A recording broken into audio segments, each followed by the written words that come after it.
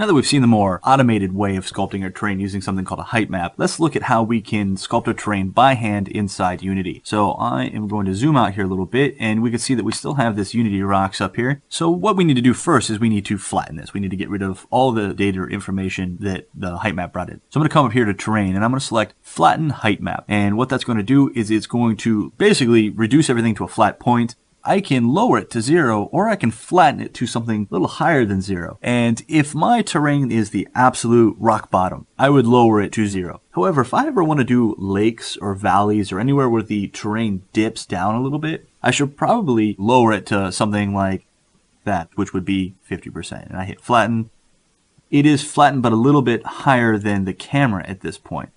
So I can select my camera here, and I'm going to move it up a little bit so we can see the preview. We're now back to looking at our terrain. Now that we have our terrain flattened and raised a little bit from 0, we can begin sculpting it. First thing I want to do is I'm going to come to my terrain, and I'm going to set my resolution. I'm going to give us a little bit more height to work with. We're at 20. I'm going to raise that to 50. Just give us more ability to raise things a little bit. It's going to require me to raise my camera up here a little bit more. When I select my terrain here in the hierarchy, you're going to see that my inspector now shows the terrain materials. We have this terrain script tool feature here. We also have the terrain collider, but we're not talking about colliders just yet. I want to focus on this first tool here, all the way to the left. It's the raise and lower terrain tool. The way terrain sculpting works in Unity is that we're going to use brushes, and we are going to use opacity to determine the strength of colors. We're effectively painting black and white shades onto the terrain, and we're making a height map by hand. So I can come down here and I can choose different brushes, and you can actually import different brushes if you'd like, but we have all these different brushes available to us. So I'm going to start maybe with this brush here. It doesn't have a very hard edge, and it's going to allow me to make very smooth transitions. I can move my mouse over here and see the little blue circle. That denotes my brush. If I want to affect a larger area, I can just increase my brush size, or decrease my brush size depending. The opacity is going to determine how quickly our brush strokes make changes. So if I come in here a little bit and I have a fairly large brush size and I click and drag, you're going to see that I'm raising the land a bit.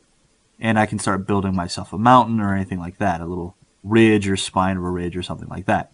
If I make my opacity larger, it's going to have a much stronger effect. You're going to see that they grow at a much faster rate. That's a result of the brush having a higher opacity. If at any point I make a point too high like that and I want to bring it back down, holding shift while I paint actually brings it down instead of up. And you can see I can use that to make valleys by digging into the ground with the shift key. Alright. Let's say I'm just going to build myself a little bit of a lake bed here and maybe another one over here. Just a little indentation. Give us area to build some kind of neat looking areas. These will look kind of pointless now, but eventually we're going to fill them with water and make them look pretty darn neat. So that's this particular brush. If you wanted, we can use something like this star here, and you can see that that's a very peculiar brush to build very unique shapes. All right, we can do something along those lines. Again, if I wanted to say get rid of that, I could pick a large brush like this, hold down the shift key, and kind of file it down if I wanted to, or I can flatten it in certain ways. We'll look at easier ways to flatten these here in a second. So the different brushes give me the ability to do different kind of patterns and shapes and stuff like that. So this isn't completely boring terrain. Let's look at maybe sculpting a little bit more.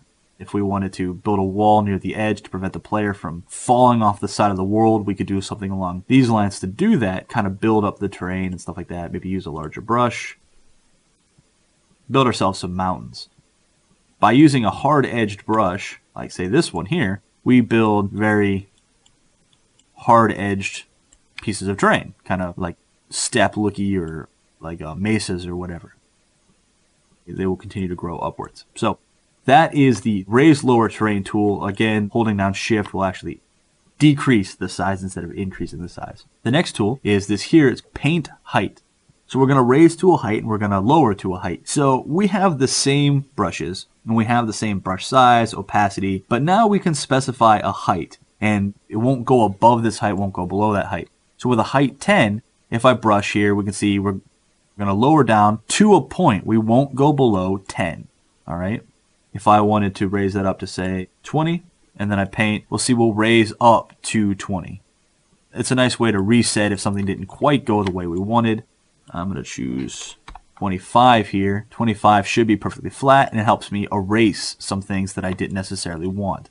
So if I wanted to shore that up, or I wanted more of a wall there, just like that, I could certainly do that. And again, if I wanted to come above, our maximum height is 50, but let's say I wanted 30. So I build kind of a platform like this, and then I could do, say, 35 and do one right next to it, a little bit higher, and then maybe one more at 40, approximately right about there. Increase its size like that, and then as the player plays, the player will be able to jump around and actually climb these steps. We can use this height tool and varying brushes to add some pretty neat effects, and also it's a nice little way to say, like, whoops, I didn't really mean for that hill to be there, quick reset, and it just resets, erases. So we don't necessarily need to hold down the shift key to make things go down or to reduce their size. We can just decrease the height here and then paint, and it will reduce the size. So that is our paint height tool, and it works with all of the various brushes. If I wanted to indent down to, say, 8 with this particular brush, I could certainly do that to a certain point.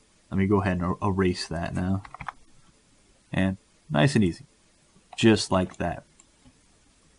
So the next tool, this tool right here, the blur tool, also called the smoothing tool, will allow us to fix some of these hard edges. So you can see as you paint these, as you come in a little bit closer, you can see some of these edges tend to be a little harder than what we want. If we come to, from the texture view, we choose wireframe, we can see the wireframe of the entire terrain. We can use that to help us identify some places where the terrain might be more jagged than what we want. So again, we can choose our brush. With the smoothing tool, it's good to use a soft edge brush, and we'll decrease its size a little bit, and we'll maybe, we'll leave it a high opacity for now. And we can just sort of smooth down the edges, force it to recalculate the differences in colors and stuff like that. So we can generally use this, and we can see its effect, smoothing some of these harder lines, like these hard lines right here. We can kind of smooth around, and you can see the hard lines kind of go away. It's a nice way to prevent jagged spots in our terrain. So now that we're familiar with some of these tools, let's go ahead and sculpt up some terrain here. Let's smooth that down a bit. You can see it almost has a weathering effect with high opacity. And so let's say I want a fairly large hill in here. So I'm going to come back over to my raised terrain. I'm going to choose smooth edged brush here, pretty large size. We'll stay with about a 47% opacity, and we'll start building our terrain up here. This is an art in its own, something that takes a lot of practice to be fairly decent at. But we're going to just sort of in layers build up this area here. We can only get so high because 50 is our maximum height. If I were to make this a little bit bigger, we could see that the hill could be larger. Now I do want to warn you, since we're basically painting a height map, if you hit maximum height, say like right there where I've hit maximum height, this didn't flatten out because I used the paint height tool. It flattened out because that's the maximum height my level is allowed to have. If we do that and then we increase the maximum size or height of our level through the resolution, we're going to notice that it's going to get very spiky. The land is going to basically shoot up because we're dealing with black and white is effectively just 100% height. So if we increase what the height is, we're going to see that that increases by quite a bit. So we got to be real careful changing the resolution once we start painting. I accidentally lost my tool there. There we go. Get back to the brush that I wanted, like that. Kind of increase it up. So we're building just kind of an edge mountain range here, just kind of modifying the terrain a little bit. I might have it dip down a little bit in front of the mountains here, kind of build a little valley, whatever. But we can make our terrain look a little bit more presentable than just some open flat areas. We can add some textures and stuff like that. Now I do still want to leave some flat areas so we can talk about the texturing of the flat areas and trees and things like that. And I do want to have some hills to give us a nice effect. That should be pretty decent there. That looks like a fairly decent amount of sculpted terrain. What I might do here is I might now just grab my smoothing tool, might reduce its opacity down a bit, flatten it out, just kind of do a once over on everything. Any obnoxious jagged parts will get smooth. More smoothing that needs to happen we'll have to do with a much more fine level of control, but that should be effective right there.